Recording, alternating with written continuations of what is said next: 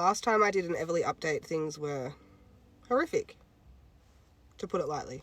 They were horrific. You guys, the storm is past.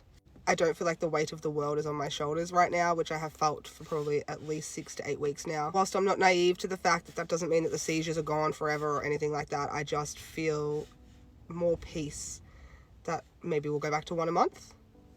Maybe we might go 2 months without one.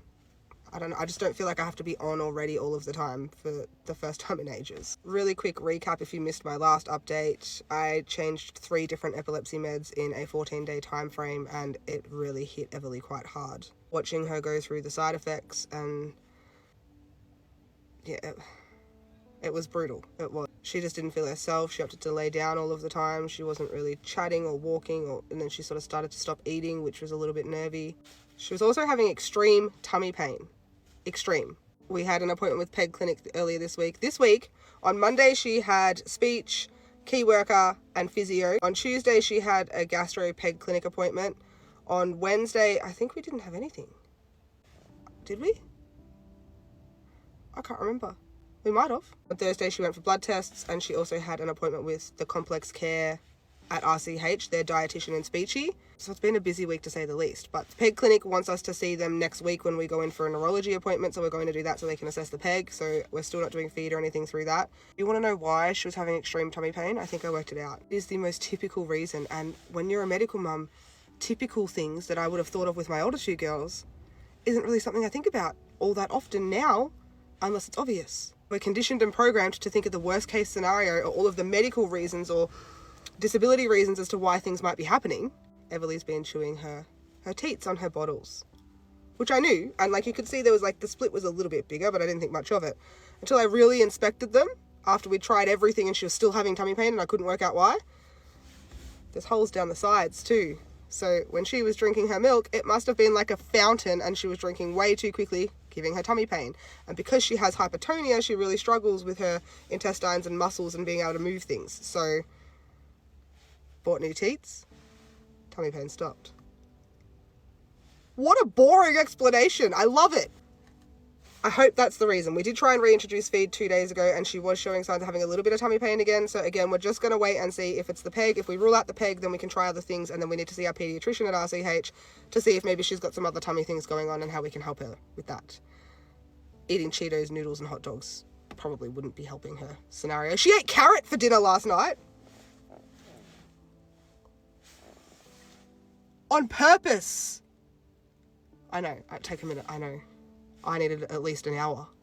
What? Anyway, back to the neurological side of things. So Everly had 3 seizures in 14 days, and then we got a 19-day break, and then she had 2 seizures within 6 days, and then we got, I think it was like a 13-day break, and then she had another seizure, and now we're on day 14 again.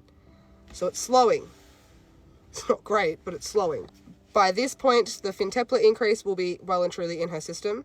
And the steripental increase, we are 2 weeks today since we increased that. The first week was absolutely brutal.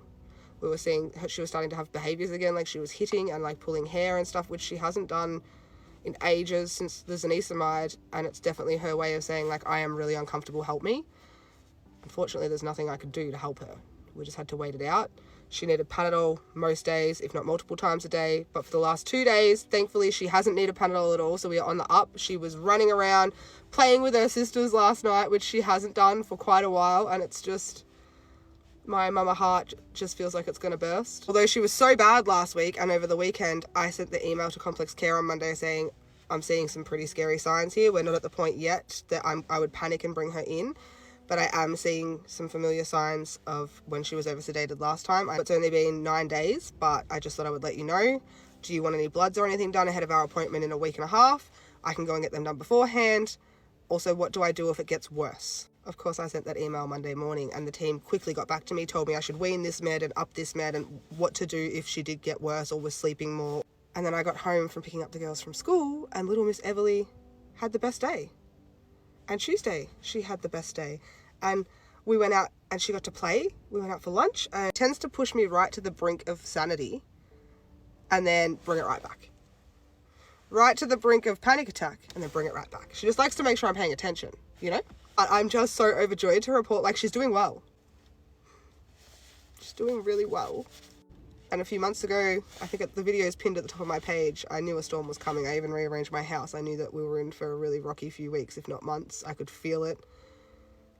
And for the first time since then, I feel like I am light and I can breathe. Having to choose between quality of life and medical intervention sometimes is really tricky.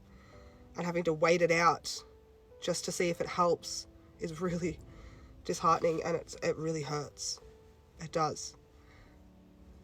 With zonisamide, we waited it out for about a month and it didn't get better, and then it took months to get off that medicine. So it's all trial and error, I know that, but it's such a long time to be in limbo or be in this difficult situation. And when it's over and over and over again, it's not that you lose hope, it's just that it starts to distance and look further and further away from, like, are we ever going to get back to where we were? Are things going to improve? Like, and the good days, that's what we hold on to in the darkness. The special days that we get to go out when she is well and things are going well, and you've just got to hang on for dear life in the interim.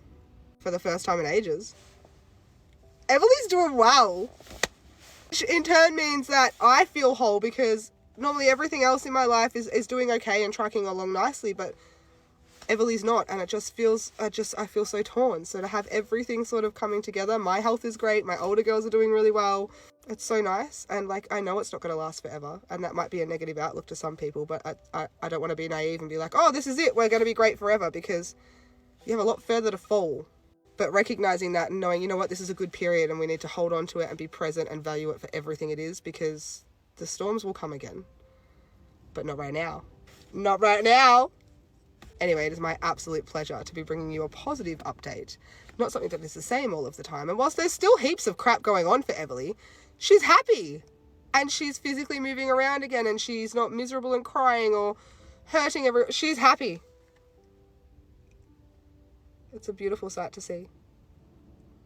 And I'll never, ever, ever take it for granted.